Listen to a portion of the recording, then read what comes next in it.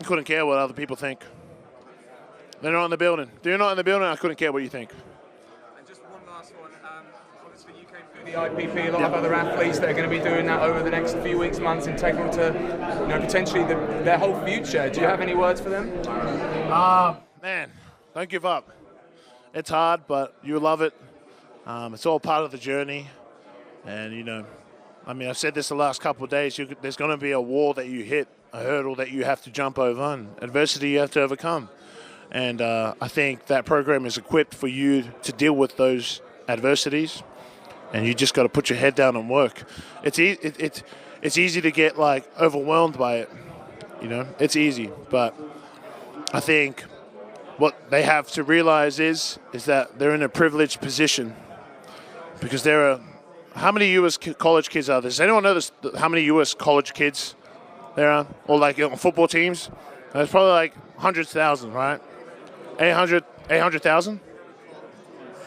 See, there's 800 college teams that, guys who are trying to make the NFL. You're taking a spot away from them, and that's what you have to realize, that you're in a privileged position. You've taken a shortcut, and you've bypassed, college, and now you have a position of privilege, and you need to take full advantage of that. Not for yourself, but for the guys who grew up playing the sport, man. I have to remind myself of that.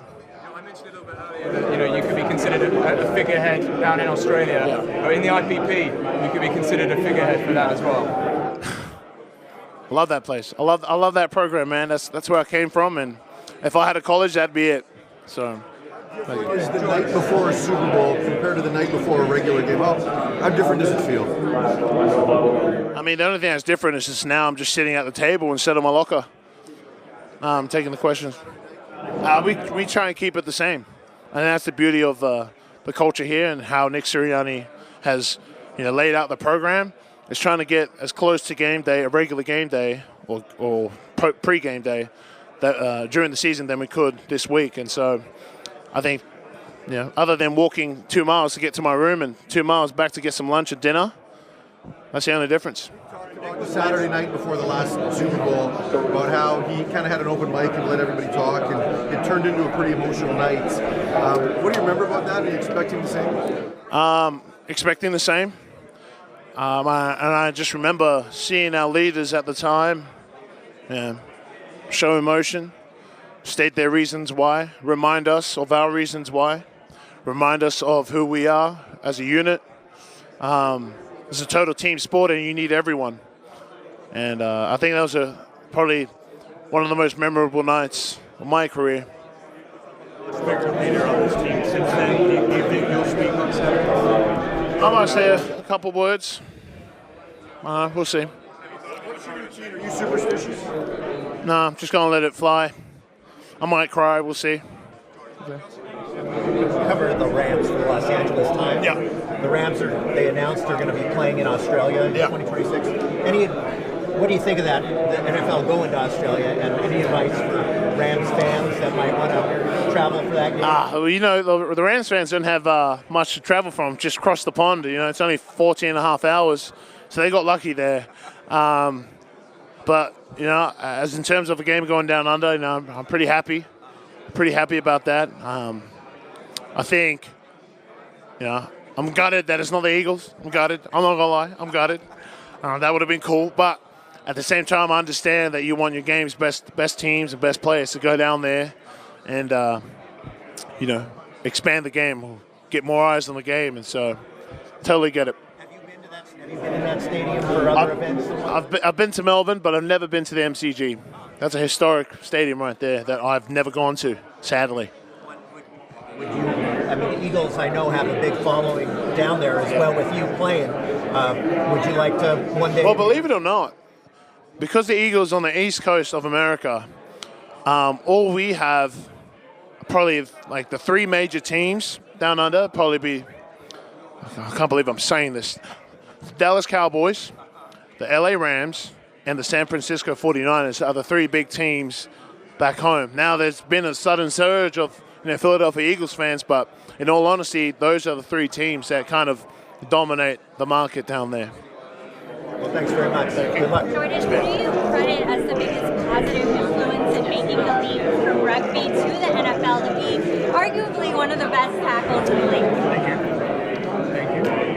the first part of your question? Who do you credit as being the biggest influence? Got it. The biggest influence for me to transition, or just like my transition and my... Who was the biggest influence on you? I'd probably say Coach Stout. I mean, if we're talking just like football-wise, I think my offensive line coach, he's been very encouraging since the day I've gotten into that building. Well, ever since the day I met him down in Florida. But also, he's been... I can't say that. He's been on... he's been on me. He's been very hard on me since the day I got there. And I think, you know, when I look back at my journey and how far I've come, I can only say that, you know, we have this 50-50 relationship, and I just have to meet him halfway because, you know, he's there waiting for me. And I think I attribute all my success to him, and that's really it. I mean, I played rugby league before and didn't really know much, and that guy's just turned me into a football player. So, well, I'm all right. Thank you. I'm all right. Thank you. All the guys about and I know you mentioned it before, the close relationships on this team, and Yeah. it's not just the line for the line, it's everybody playing for each other. Yeah. How much does that help when you get to this stage of how much everybody's kind of looking out for each other? I think it's just the general care, the care of the guy next to you, or the care of a guy that plays on the other side of the line in the same team as you. I think those relationships off field, you go the extra mile for them. They translate on the field because you want to go the extra mile because you know them personally. You've spent, and when you're on the field, especially during training camp or those long bits of adversity that you face during the season, whether it be longer days in the building or even bad execution on plays, even in a win. The guy next to you is the only guy who understands what you're going through, or the guys in that locker room do, because they're there. They understand your pain, they understand your grind, and they understand your journey. So. Get into your mind a little bit, what's that feeling like half hour before the game, you're in uniform, getting ready to take the field? Is it anxiety, butterflies, excitement? Half an hour before the game, trying to translate where that would be. I think we're doing a team warm-up, or we would have just come back in from a team warm-up. Any time before, as you're like getting real close to it. I have a big routine that I do to lock in for a game, so it's... What's that, I guess the feeling though, 30 minutes to go to the game, I answer it like this. 30 minutes to go to the game, I'm pumped up. I just want to get out there. And So. last one for you, message to the people back in Philadelphia that are, going to be home watching on TV on Sunday. That camera right there. Yep. Oh, I can't swear. I'm not swearing. Hey, man, appreciate all the support. We know the Eagles everywhere is going to be out here, and super excited to bring this home. But we got one more game. Got to do our job, and we got to execute. So go Birds, and appreciate all the love. Thank you. Yes, ma'am. I'm from NFL Canada. I just want to know the first thing that comes to mind when you think of Canada. Beaver Tails. Beaver Tails. Thank you. Yeah. Joe Appel's getting cable, right?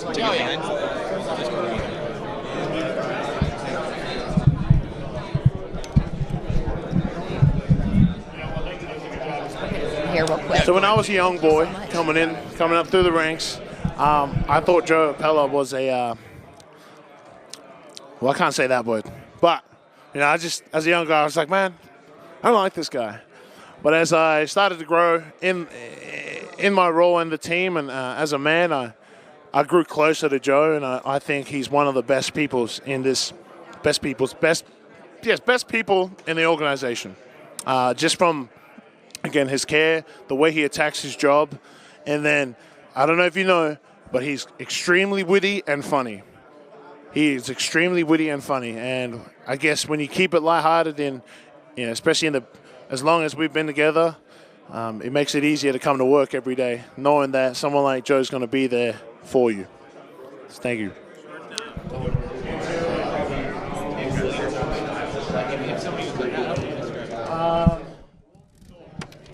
Yeah, walk and talk. When he talks the talk, he walks the walk. That's how I describe it.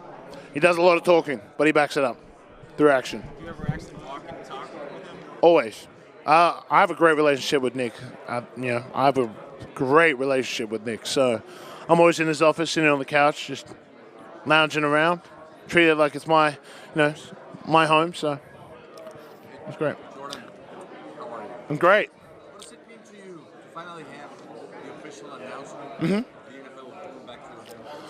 Oh, super exciting. Super exciting to have that finally confirmed. Thank you, Uncle Roger. Appreciate it.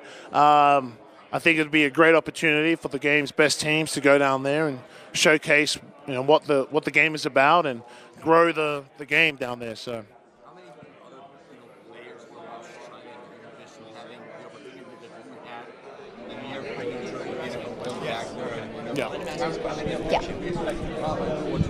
I hope a lot. I hope we can grow the game. So I would love to see more Australians in the league playing different positions. So I hope a lot. How important is Jeff Stoutland been in your life? Oh, man. Career, your development as one of the best in the business. I mean, I attribute all my success to Coach Stout. I think he's the best coach I've ever had in my life.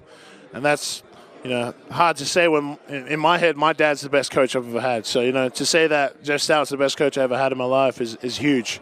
But, I can't be as great as I am without him. So, he means a lot. Thank you.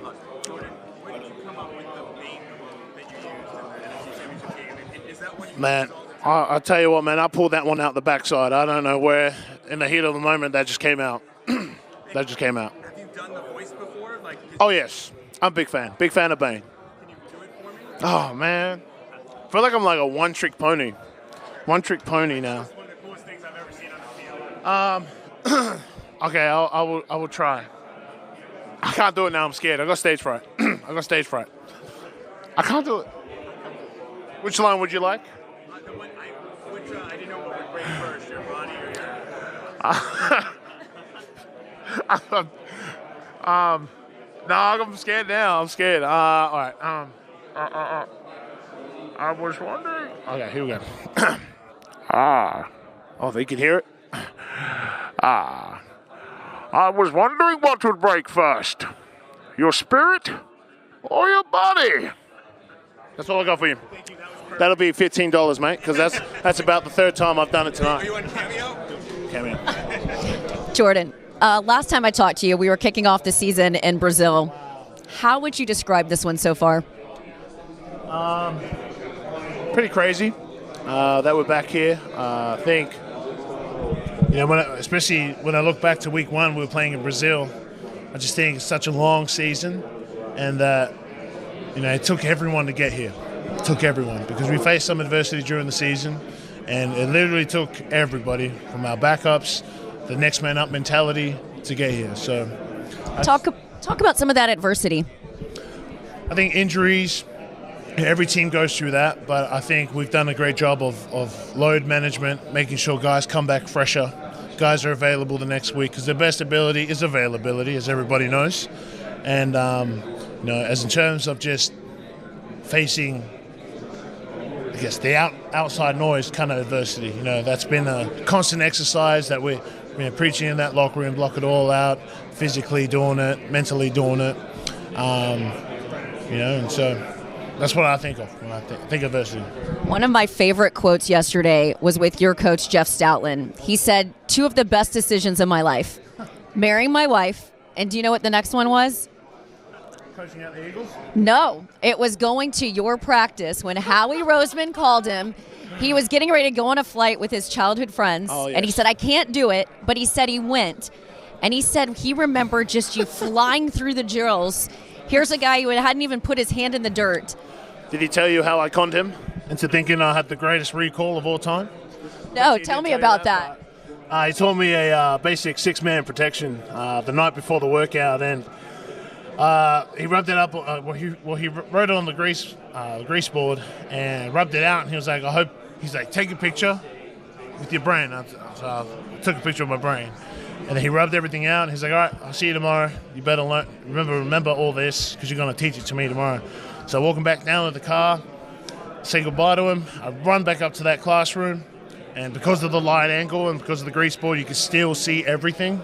So I traced everything out, and I actually took a picture on my phone, went home that night, studied everything. The next day in the classroom, told it back to him. He's like, I want you to teach me, at the time it was called 2 and 3 jet. Oh, he goes, I want you to teach me 2 jet. And I was like, I'll do you one better. I'll teach you 3 jet. And I did that, and the See, this is why offensive linemen are the smartest. You've got to work smarter, not harder. Exactly. When you look at your journey, drafted in 2018, 23rd overall, spent those first couple seasons learning the position, and now you're poised to not only go to your second Super Bowl, but potentially be the first Australian to ever win a Super Bowl ring. Have you thought about the gravity of that? Well, I was told that I would be the second Australian to win the Super Bowl. I think the first is Jesse Williams. Could be wrong. Jesse Williams went to Alabama, was born and raised in Australia, went to Alabama, and was drafted to the Seattle Seahawks. I believe he has the first ring. Was he a starter in that? Jesse? That's a great question. I'm not sure. But, I mean, that opportunity, whether it's 1, 2, 3, or 10, I think it'd just be pretty special, just from a personal accomplishment or achievement standpoint. So. What's it like when you go back to Australia and you represent the NFL? Do you have a rock star status there? I mean, aside from your album. I just see it as going home. I don't put myself above anybody. I just see it as going home and somewhere that I'm used to and where I'm from, and I can eat my favorite foods there. So, yeah. Last question for you. The tush push comes up all the time. Nick Sirianni just told us he doesn't want to see it go away, but he said other teams have tried to replicate it, but it doesn't work. It has a lot to do with what you do, Jalen does, Cam Jurgen. What makes that play so special, and how much work do you guys actually put into practicing it? I think that the coaching and the detail is what separates us, and then also the players that we have up front and in the backfield. When we talk about the execution and where we should fit and where it should hit, and then we actually walk through it. So just on air, that's pretty much it. That's the difference. Well, it works. Other teams have tried to duplicate it and haven't been successful. Thank you so much for your time. Appreciate it. Good to see you. George, give me a Brett talk on TV. Brett's probably one of my favorite people on this team. I think when you look at, if you want to talk about people who are underrated on this team, he's one of them. His attention to detail, his want to know about the game plan. He's so smart. I mean, the guy can talk about football all day. I keep telling him that he should be a coach. I said, man, screw playing, man. When you're done, you're going to be a great coach, because he's so smart. Just when it comes to reading defenses, knowing the scheme, knowing the tendencies of that defense. He's a true asset to this team, especially in our O-line room.